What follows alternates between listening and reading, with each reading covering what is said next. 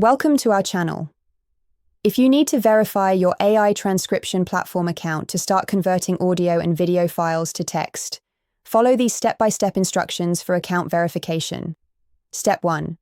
Visit your AI transcription platform's website using your web browser and locate the login or sign-in button on the homepage. Step 2. Log into your account using the email address and password you created during registration.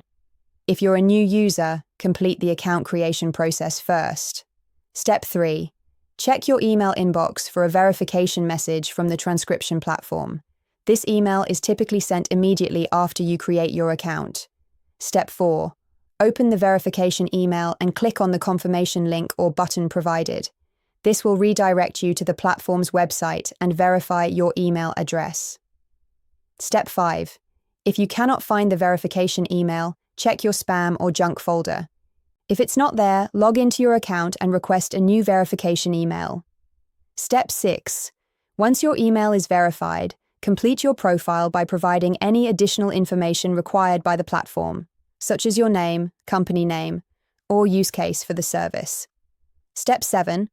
Some platforms may require phone verification for security purposes. If prompted, enter your phone number and wait for an SMS verification code. Step 8.